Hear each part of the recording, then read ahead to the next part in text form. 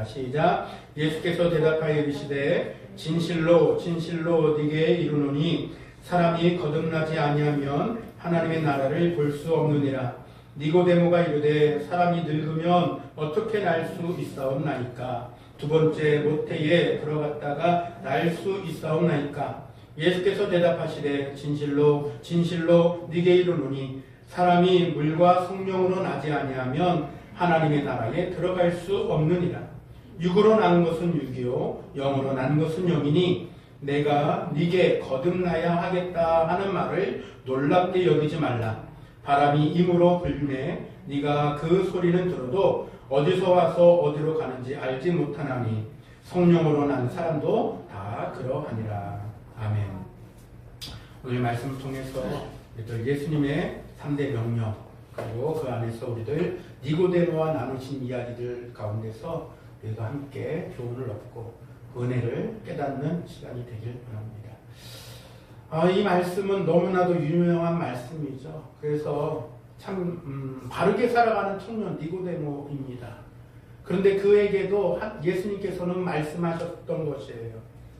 대답하여 이르시되 진실로 진실로 네게 이르노니 사람이 거듭나지 아니하면 이라고 하는 이 말씀하시면서 하나님 나라에 들어가려면 어떻게 해야 되냐라고 하는 그 말씀을 하고 있는 거예요. 즉 거듭나야만 하나님 나라에 들어갈 수 있다라는 말씀을 하시면서 이 니고데모라고 하는 정말 바른 사나이라고 얘기할 수 있는 그런 사람에게조차도 예수님은 그것이 아니라 거듭나야 자라야 라고 하는 새로운 기준을 말씀하고 있다라는 것입니다. 주님을 사랑하는 제자라고 한다면 아마 주님께서 가장 중요하게 명령하신 말씀이 무엇인지를 잘 기억하고 캐치해야 될 줄로도 압니다. 그런 면에서 볼 때에 오늘 예수님과 니고데모에 나눴던 이 이야기 말씀들을 통하여서 우리가 봐야 될 것은 무슨 말씀을 하셨는가에 대해서 우리가 좀 더 집중해야 되지 않겠는가라는 면에서 오늘 이 본문을 좀 더 찾아봤습니다. 예수님의 하신 말씀이 이것뿐일까요? 아니에요. 엄청 많을 거예요. 수십 가지나 될 겁니다. 그러나 그 중에서도 우리가 한 번 더 추려봐서 우리가 조금 더 예수님이 하신 말씀 중에서 이런 거 정도 크게 이 큰 가지를 한번 우리가 좀 나눠서 세 가지 명령들에 대해서 한번 좀 꼽아보려고 하는 거예요. 오늘 말씀에 있는 것처럼 다시 태어나야 된다. 즉 거듭나야 된다라는 말씀을 먼저는 우리 마음에 우리가 다시 한번 또 리마인드하거나 다시 새겨야 될 줄로 압니다.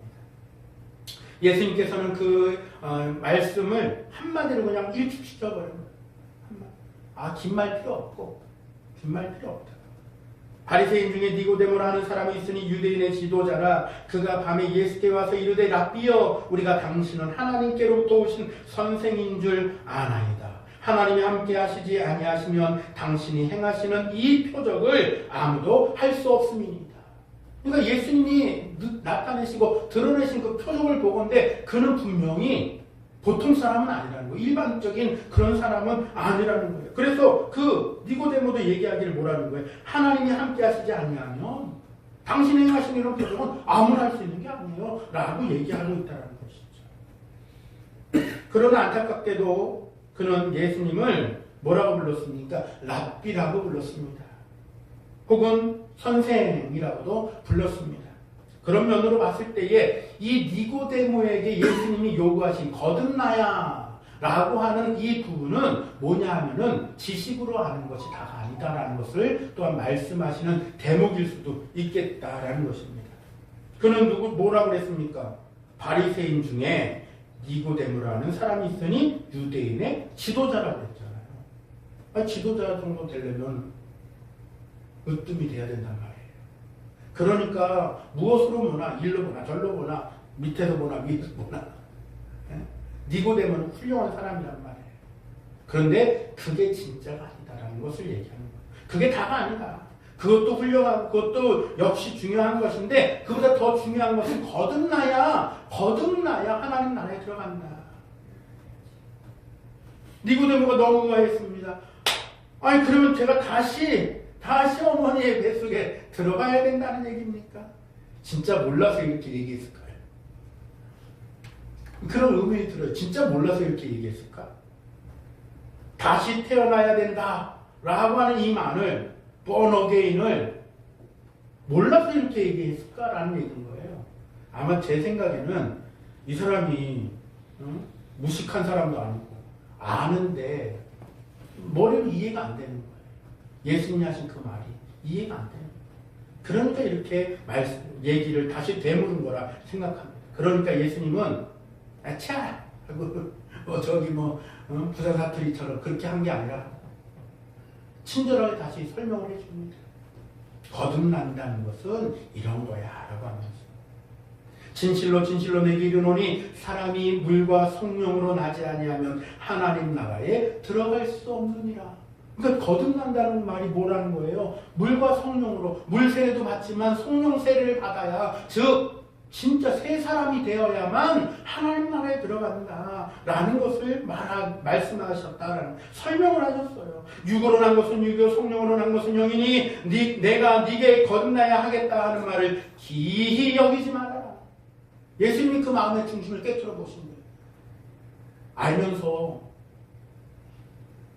모르는 것처럼 말하는 이것이 아닌, 그것을 알려고 좀 노력해봐 라는 얘기지 않을까도 저는 생각해 보게 되는 장면이었어요.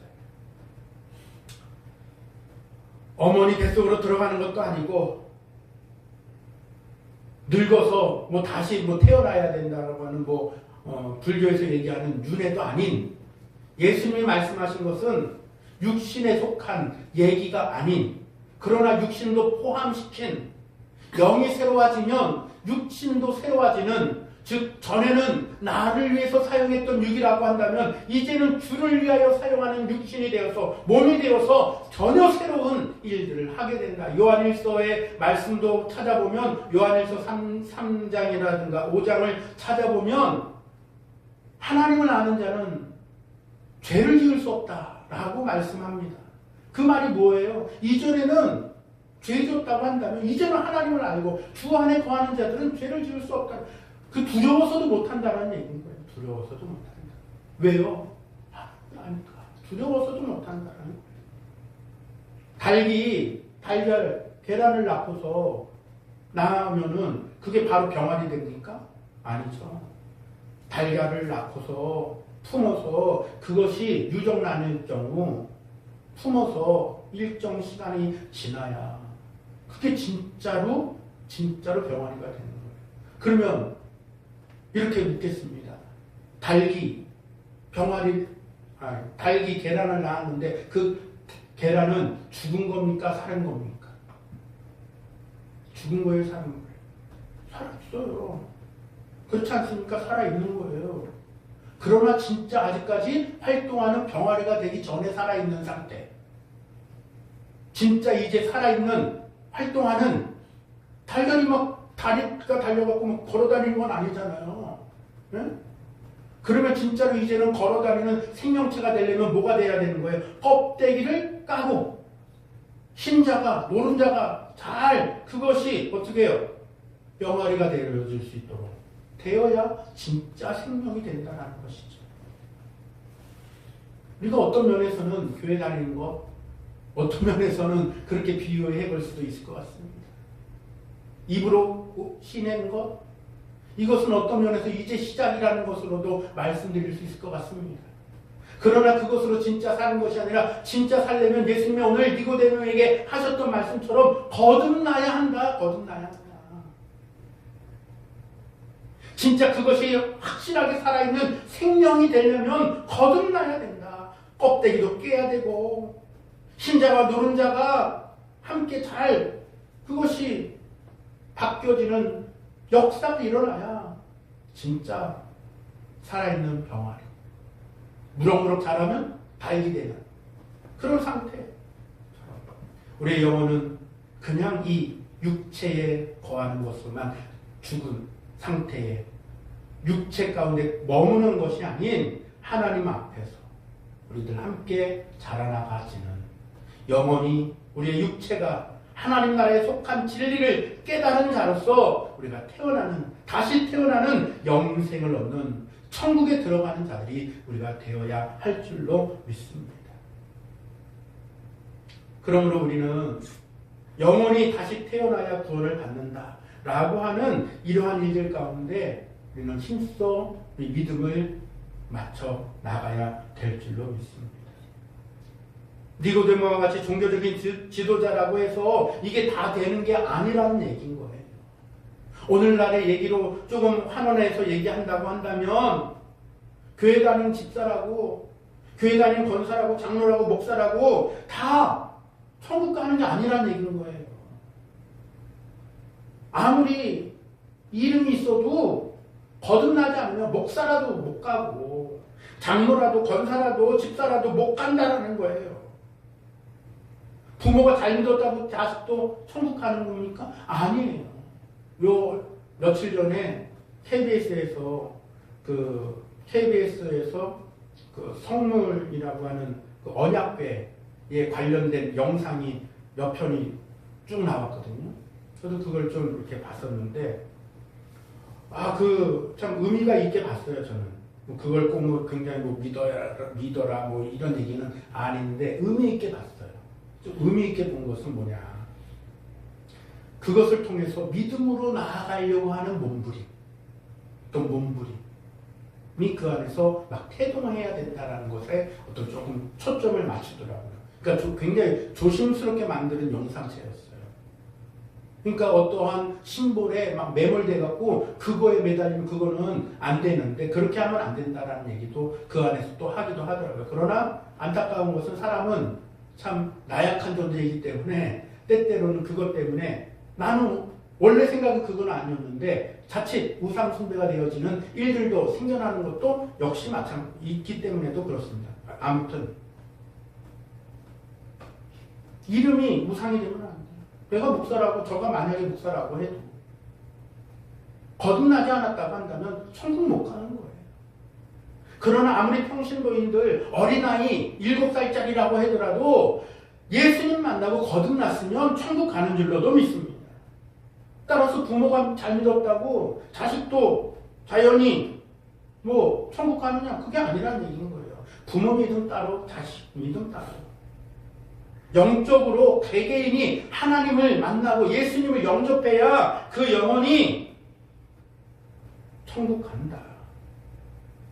우리가 에스겔서 18장에서도 봤던 것처럼 아버지의 죄가 아들에게 이어집니까? 전가됩니까? 아니에요. 그냥 그대로 따라하면 전가될런지 모르겠습니다만 아버지의 죄와 아들의 의는 다른 것이다라고 했어요.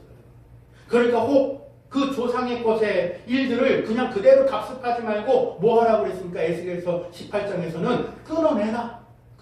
죄가 있거든 끊어내라 그랬습니다. 그리고 하나님의 말씀의 의로 살아가야 우리가 이제는 죄가 아닌 의롭게 살아가는 그러한 새 사람이 된다라고 분명하게 말씀했다라는 점이에요. 물과 성령으로 난다는 뜻이 무엇입니까? 물이라는 것은 영적으로 깨끗한 것을 의미하기도 합니다. 즉 영혼이 죄사함에 받는 것을 의미하는 것이고 성령으로 난다는 것은 오직 성령의 역사로 구원에 이르는 믿음을 갖게 되는 것. 즉 사람의 뜻이나 사람의 힘으로 되어지는 게 아니라는 말인 거예요. 우리가 오직 하나님 앞에 나아가 하나님께 가까이 나아가는 저 여러분들이 되어지는 우리 모습이 우리에게 절대적으로 필요하다는 것입니다. 내가 아무리 그렇게 한들 내 의로 내 뜻으로 그것이 되어지는 것은 아니다라는 것입니다. 다만 우리가 하나님 앞에 그 은혜를 아는 즉시 죄를 회개하고 돌이키는 것, 하나님께 돌아오는 것이 여기에 함께 동반되고 수반되어지는 일들이기도 합니다. 다시 한번 말씀으로 들어가면 3절에 예수께서 대답하여 이르시되 진실로 진실로 내게 이르노니 사람이 거듭나지 아니하면 하나님의 나라를 볼 수 없느니라. 하나님 나라도 못 가는데 먼저 1단계는 볼 수도 없다라는 거예요. 알 수도 없다라는 것입니다. 그러니 회개하라 천국이 가까웠다 라고 말씀하신 예수님의 음성을 듣고 만약 거듭나지 않은 자라고 한다면 아마 잘 알아듣지 못했을런지도 모르겠어요. 그러나 예수님은 그것으로 그냥 외치고 끝낸 것이 아니라 외치며 그 삶을 통해서 자꾸만 보여줬습니다. 하나님께로 가까이 나아가는 것이 무엇인지, 말씀으로 사는 것이 무엇인지, 내 뜻이 아닌 하나님의 뜻대로 살아가려고 하는 것이 무엇인지를 예수님은 분명히 계속해서 보여줬어요. 그리고 하나님과 원수되지 않는 방식들도 알려주셨습니다. 그런 사람이 자기가 죄인 것을 깨닫는 은혜의 혜택도 받는다는 거예요. 그런 사람이 돌이킬 수도 있다는 것도 말씀하셨음을 우리는 잘 알 수가 있습니다. 히브리서 11장 6절에 믿음이 없이는 하나님을 기쁘시게 못한다라고 했습니다. 하나님께 따라서 나아가는 자는 반드시 그가 계신 것과 또한 그가 자기를 찾는 자들에게 상 주시는 이심을 믿어야 한다라고 믿음을 계속해서 강조하고 있습니다. 그러니 이성을, 내 자아를 자꾸만 내세울 것이 아니라 나의 이성 내려놓고 내 자아는 겸손히 무릎 꿇고 믿음으로 하나님 앞에 나아가야 할 줄로 믿습니다. 이런 사람이 하나님의 말씀을 읽어도 깨달아지는 거예요. 요한복음 3장 16절의 말씀처럼 하나님의 세상을 이처럼 사랑하사 독생자를 주셨으니 이는 저를 믿는 자마다 멸망치 않고 영생을 얻게 하려 하십니다. 얼마나 간단한 말씀입니까? 그런데 이 말씀을 못 믿는 사람이 있다. 듣긴 들어도 안 믿어지는 사람이 있어요. 왜요? 무엇 때문에? 내 자아를, 내 이성을 내려놓지 않았기 때문에 이게 안 믿어져요. 이게 안 믿어져요. 우리는 아들을 믿는, 영생을 얻는 저 여러분들이 되었음을 하나님께 다시 한번 감사해야 될 줄로 믿습니다. 결국 영적으로 다시 태어나려면 내 자신의 근본을, 내가 근본이 죄인이었다라는 사실을 우리가 잊지 않고 늘 언제나 회개하는 자의 마음이, 우리가 겸손한 자의 마음이 필요할 줄로 믿습니다. 예수님이 끊어주시지 않았으면, 그 죄의 문제를 끊어주시지 않았으면 우리는 여전히 죄의 노예의 상태에 있는 거예요. 이제 좀 마무리를 좀 해보겠습니다. 따라서 우리는 늘 언제나 사모해야 될 것이 무엇일까요? 성령 충만받기를 사모하는 저들이 되기를 바랍니다. 사도행전 1장 4절로 8절의 말씀을 우리는 기억하면서 오직 성령이 너희에게 임하시면 이라고 했었던 그 말씀을 마음에 품고 내가 어딜 가든지 그곳이 땅끝이다 라고 하는 이 신념과 생각을 가지고 우리는 늘 언제나 증인의 삶을 살아가는 그 사람, 성령 충만함으로 예수 전파하기에 부족함이 없는 저희들이 되기를 바랍니다. 에베소서 5장 18절에 따라서 술에 취하지 말고 오히려 뭐에 충만을 받으라 그랬습니까? 오직 성령의 충만을 받아라. 같은 동의어를 써요. 술 취함과 성령 충만이 동의어를 씁니다. 그런데 우리의 몸을 술 취하게 하지 말고 뭘로 가득 채우라고요? 성령으로 가득 채우라.